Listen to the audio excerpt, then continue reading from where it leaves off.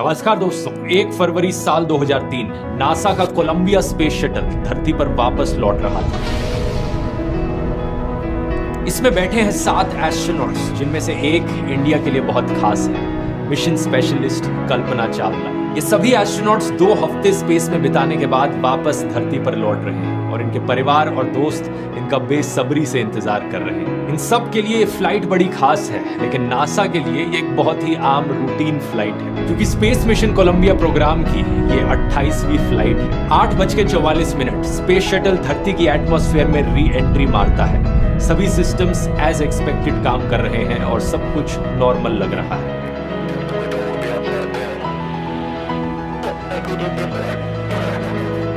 धरती पर space centre में मौजूद है कैप्सूल कम्युनिकेटर कैपकॉम चार्ली होबॉक। ये वो इंसान है जो स्पेस शटल के साथ कम्युनिकेट कर रहे हैं। कुछ ही मिनटों बाद चार्ली होबॉक स्पेस शटल में बैठे एस्ट्रोनॉट्स के साथ टायर प्रेशर की रीडिंग्स को लेकर बात करते हैं।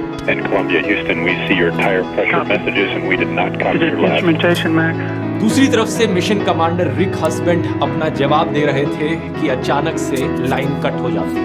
उनकी तरफ से सिर्फ एक शब्द सुनाई देता है, रॉजर, और उनका जवाब अधूरा रह जाता है।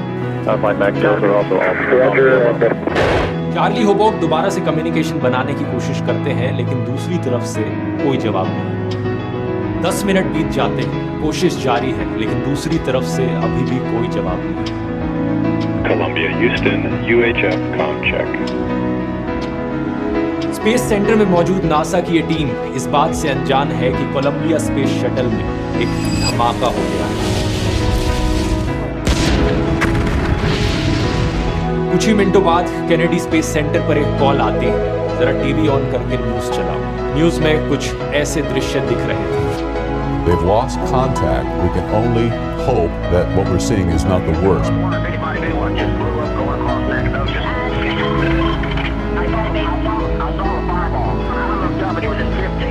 जमीन पर मौजूद कुछ लोगों ने आसमान की तरफ देखा तो उन्हें यह दिखाई दे रहा था मानो एक कॉमेट सा गिर रहा हो। चमकीली सी रोशनी ये 2 टुकड़ों में टूट जाता है और फिर और टुकड़ों में बिखरने लगता है। इस चमकीली सी रोशनी के बिखरे हुए हिस्से धरती की तरफ गिर रहे हैं। 9:12 टेक्सास स्टेट में स्पेसशिप के टुकड़े आसमान से गिरने लगते हैं। नासा को अब तक एहसास हो गया था कि यहाँ एक बेहद खतरनाक हादसा हुआ है। कुछ घंटों बाद प्रेसिडेंट जॉर्ज बुश देश को एड्रेस करते हैं।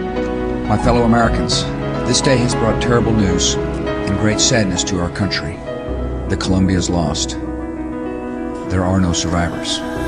सातों के सातों एस्ट्रोनॉट्स मारे जाते हैं और इनमें से एक थी 40 साल की Indian born American Kalpana Chawla. एक ऐसी महिला जिनकी दास्तां पूरे देश के लिए इंस्पिरेशन बन गई। आइए जानते हैं इनकी पूरी कहानी आज के इस वीडियो में।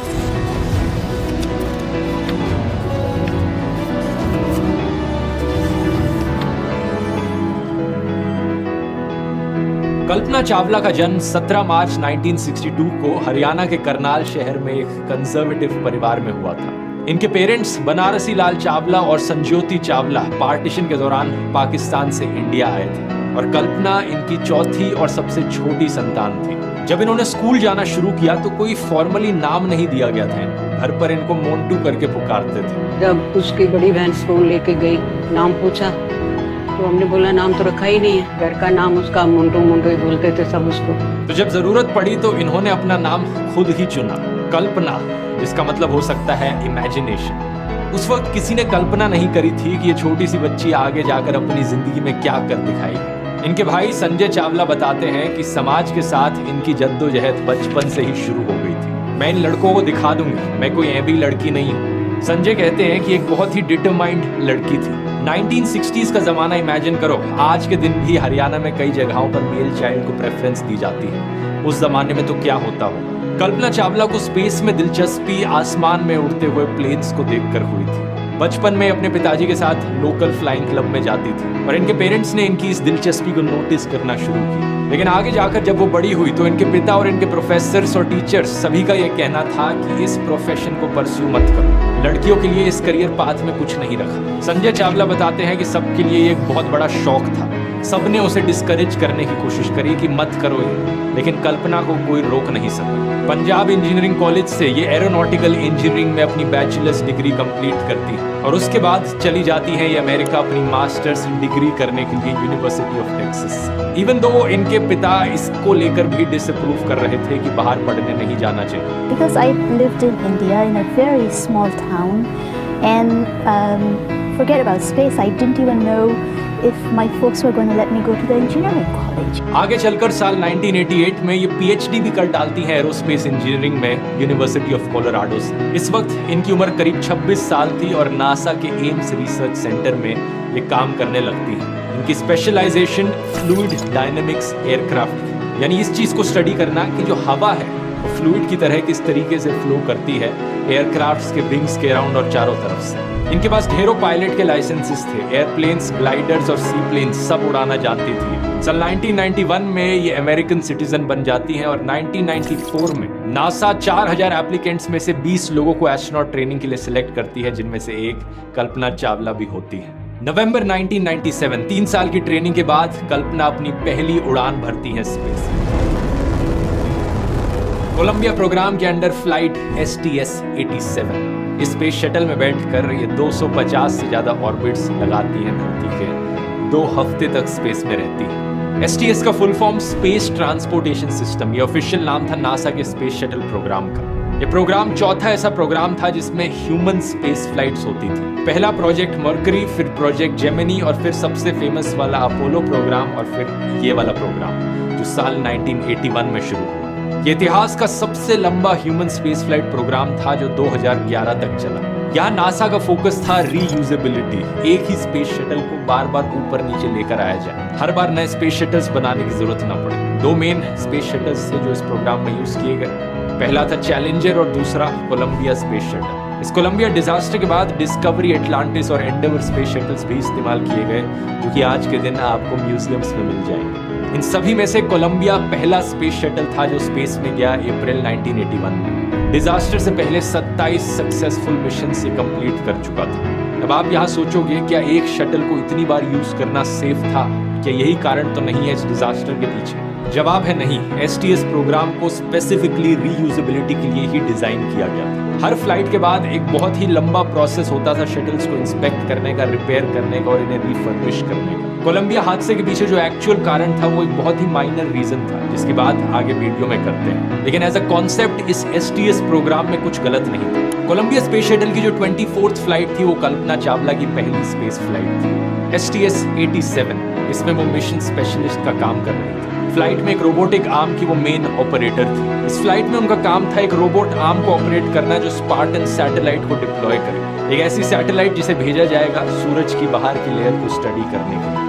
लेकिन इस मिशन के दौरान कुछ ऐसा होता है जिससे उनका कॉन्फिडेंस थोड़ा हिल सा जाता है। 1360 किलो की ये सैटेलाइट आउट ऑफ कंट्रोल चली जाती है और ये उसे रिट्रीव नहीं कर पाती। 3 दिन बाद एक स्पेस वॉक करके इस सैटेलाइट को वापस लाना पड़ता है। लेकिन बाद में नासा के साइंटिस्ट इन्हें एक्चुअली में कांग्रेचुलेट करते हैं और इनकी तारीफ करते हैं। यूनिवर्सिटी ऑफ टेक्सास की मैगजीन को बताती हैं, KC you did a great job. बहुत बड़े सीनियर एस्ट्रोनॉट्स ने उन्हें ये कहा था। पता चलता है कि गलती उनकी नहीं थी बल्कि शटल क्रू में मौजूद किसी और की गलती थी। इस सक्सेसफुल मिशन के चलते कल्पना पहली इंडियन ओरिजिन औरत बन जाती है स्पेस में जाने वाली और पहली साउथ एशियन अमेरिकन वुमेन भी। उस वक्त के Indian prime minister Indra Kumar Gujral ने इन्हें कांग्रेचुलेट भी किया था।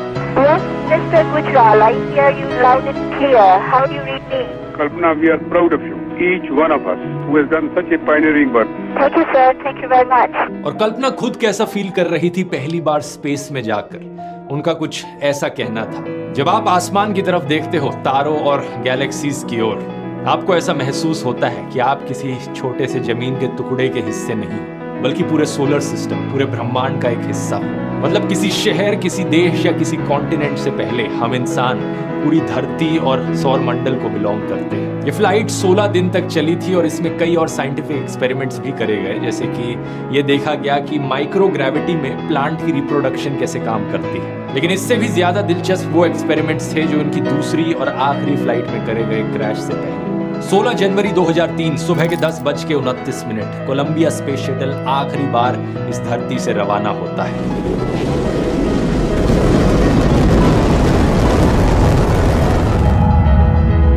ये मिशन ओरिजिनली 2001 के लिए प्लान किया गया था और 13 बार डिले हुआ।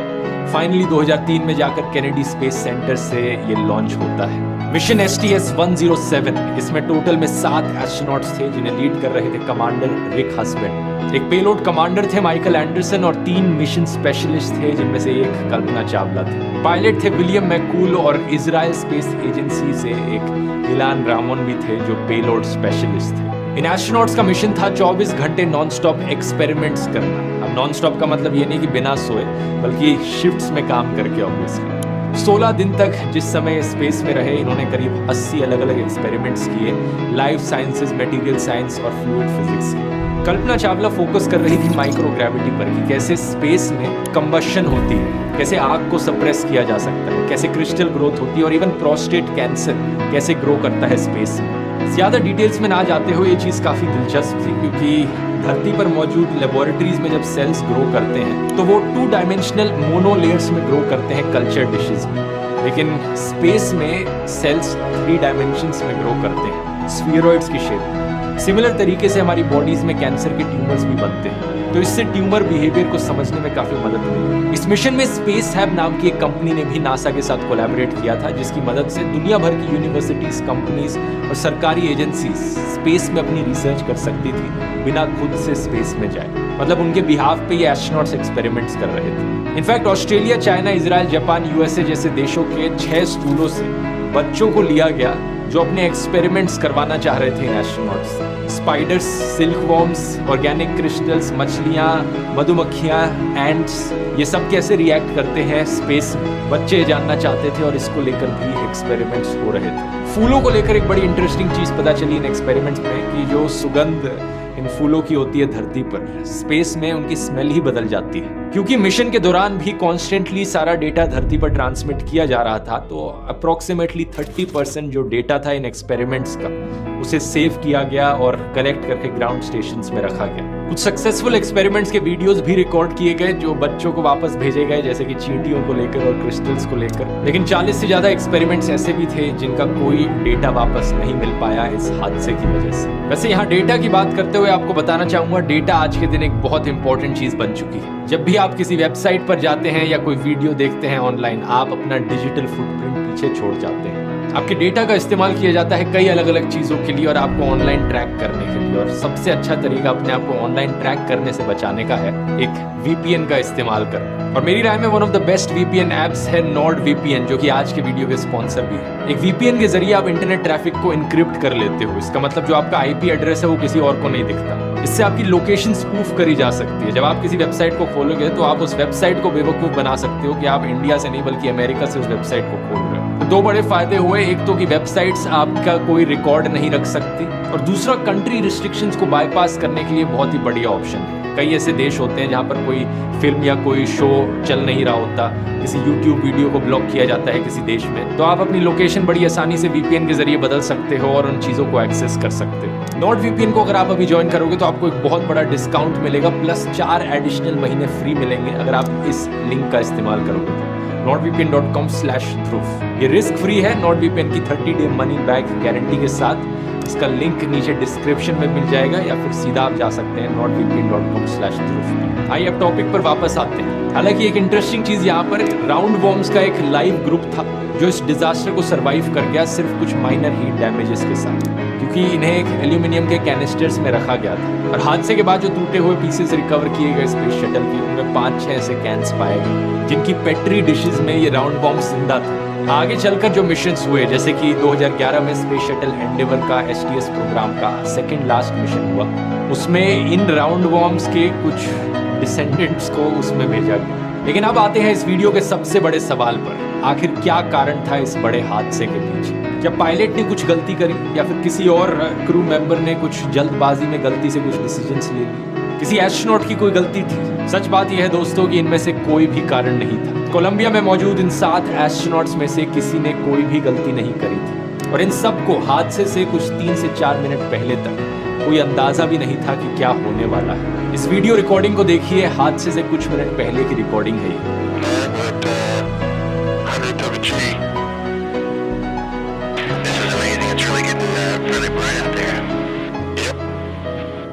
definitely don't want to be outside now. Like we did before. I have to back my point. Astronauts हंसी मजाक कर रहे हैं। कल्पना चावला भी कुछ बात कर रही हैं। ये सिर्फ 8:58 पर ही था कि यहाँ बैठे एस्ट्रोनॉट्स को एक इंडिकेशन मिलता है कि सब कुछ जैसा होना चाहिए वैसा हो नहीं रहा है। कोलंबिया के बैकअप फ्लाइट सॉफ्टवेयर ने डिस्प्ले पर कुछ मैसेजेस दिखाए, ये बताने के लिए कि स्पेस शटल के लेफ्ट साइड वाले लैंडिंग गियर के 4 पहियों पर प्रेशर लॉस हो गया है। और ये वार्निंग एग्जैक्टली 1 मिनट पहले आई थी, उस समय से जब कोलंबिया ने धरती से सिग्नल खो दिया था। जमीन पर बैठे कैपकॉम इसी चीज को लेकर कम्युनिकेट करने की कोशिश कर रहे थे। अब कैसा लगेगा अगर मैं कहूँ, हालांकि एस्ट्रोनॉट्स को कोई जानकारी नहीं थी इसके बारे में, लेकिन नासा में कुछ लोग इस प्रॉब्लम के बारे में जरूर जानते थे। हादसे से 1-2 घंटे पहले नहीं बल्कि पूरे 16 दिन पहले उनको ये चीज पता थी जिस दिन ये शटल लॉन्च हुई थी।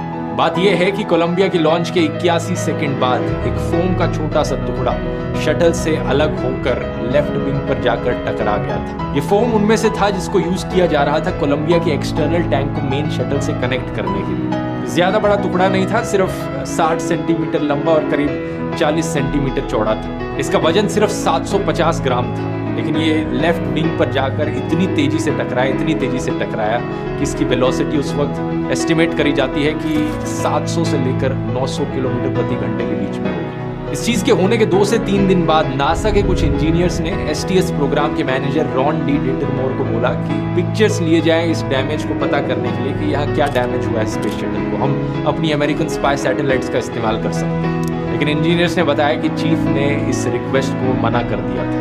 यही कारण है कि जब ये चीज बाद में पता चली तो हादसे के बाद अप्रैल 2003 में इन्होंने अपनी पोजीशन से इस्तीफा दे दिया, अपनी गलती स्वीकार करते हुए। 2008 में आई स्पेस जर्नलिस्ट माइकल कैबेज और विलियम हार्टवुड की किताब कॉमचेक ने ये बताया कि डिपार्टमेंट ऑफ डिफेंस तैयार थी अपने स्पाई कैमरास इस्तेमाल करने के लिए, लेकिन ऑफिशियल्स ने मना कर दिया था। एक इंटरनल कमीशन बनाया गया था इस चीज में जांच करने के लिए, जिसका नाम था Columbia accident investigation board, short में CAIB।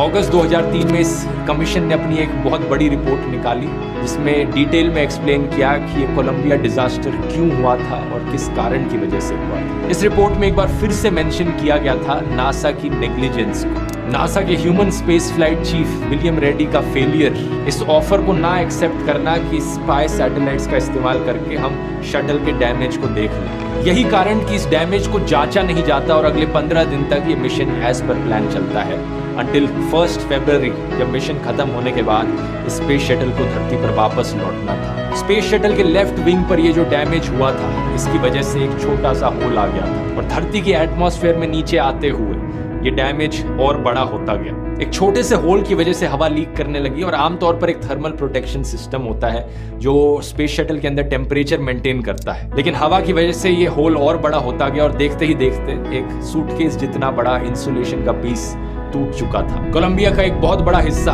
अब बाहर की आग और गैसेस से एक्सपोज हो रहा था। इसकी वजह से पहले लेफ्ट विंग में लगे सेंसर्स काम करना बंद कर जाते हैं, टेम्परेचर रीडिंग्स नहीं मिल पाती, फिर टायर प्रेशर की रीडिंग्स गायब हो जाती है और देखते ही देखते ये स्पेसक्राफ्ट टुकड़ों में बिखरने लगता है। जमीन पर मौजूद लोग इस वीडियो को कैप्चर करते हैं जिसमें ब्राइट फ्लैशेस दिखते हैं। एक छोटे से फोम के टुकड़े की वजह से पूरा हादसा होता है और 7 लोग अपनी जान गंवा देते हैं। लेकिन यहाँ पर यह चीज भी मेंशन करनी जरूरी है कि 2003 में जो CAIB की रिपोर्ट निकली थी इसने बताया कि ऐसे फोम स्ट्राइक्स रेगुलरली होते हैं स्पेस शटल के लॉन्चेस में। 79 मिशंस जिनकी फोटोज अवेलेबल थी लॉन्च के दौरान, उनमें पाया गया कि 65 में ऐसी फोम स्ट्राइक्स पहले भी देखने को मिली है। तो बड़ी कॉमन चीज थी ऐसे फोम स्ट्राइक्स होना। लेकिन इस फोम स्ट्राइक के बारे में प्रॉब्लम वाली बात यह थी कि ये टुकड़ा गलत समय पर गलत जगह जाकर टकरा गया। हादसे के 5 साल बाद दिसंबर 2008 में एक और रिपोर्ट सामने आती है, Columbia crew survival investigation report. इससे पता चलता है कि कैबिन प्रेशर डिस्टर्ब होने की वजह से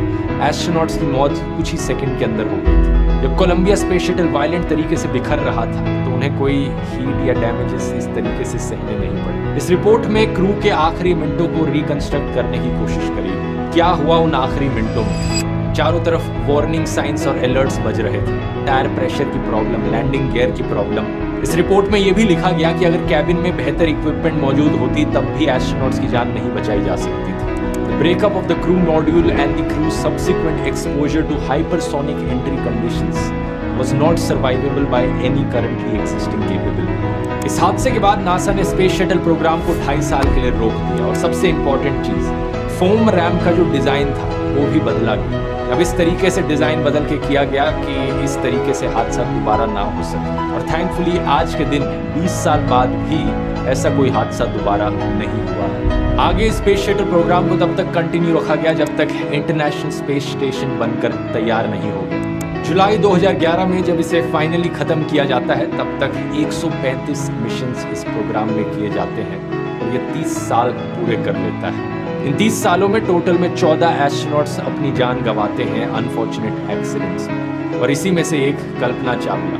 इंडिया अपनी प्राइड को खो देता है, लेकिन कल्पना चावला का इम्पैक्ट लाखों लोगों की जिंदगी पर देखने को मिलता है, डायरेक्टली और इनडायरेक्टली। कल्पना इतनी पैशनेट थी साइंस एजुकेशन को लेकर कि वो चाहती थी कि इंडिया में हर लड़की को ऐसी एजुकेशन मिल सके। यही कारण कि उन्होंने नासा को कन्विंस किया कि उनका जो सेकेंडरी स्कूल था करनाल में, टैगोर बाल निकेतन सीनियर सेकेंडरी स्कूल, उसके स्टूडेंट्स हिस्सा ले सके नासा के समर स्पेस एक्सपीरियंस प्रोग्राम में।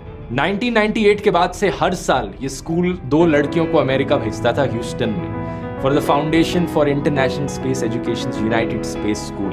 और कल्पना चावला इन लड़कियों को अपने घर भी बुलाती थी डिनर करने के लिए। नासा ने कल्पना चावला और बाकी क्रू मेंबर्स को काफी ट्रिब्यूट्स दिए हैं पिछले कुछ सालों में, जैसे कि मार्स पर जो लैंडिंग करी थी नासा ने, उस जगह को कोलंबिया मेमोरियल स्टेशन बुलाया गया। और मार्स और जुपिटर के बीच कई सारे एस्ट्रॉइड्स हैं जिनका नाम इन क्रू मेंबर्स के नाम पर रखा गया। यही कारण कि आज हमारे सोलर सिस्टम में कहीं दूर चक्कर लगा रहा है एक एस्ट्रॉइड जिसका नाम है 51826 कल्पना चावला। ये वीडियो पसंद आया तो ये वाला वीडियो भी जरूर पसंद आएगा। एक और ऐसे हादसे के ऊपर वीडियो है जहां पर एस्ट्रोनॉट्स एक्चुअली में सरवाइव कर गए, हफ्तों तक स्पेस में गुम होने के बाद। अपोलो 13 का ये मिशन यहाँ क्लिक करके देख सकते हैं। बहुत बहुत धन्यवाद।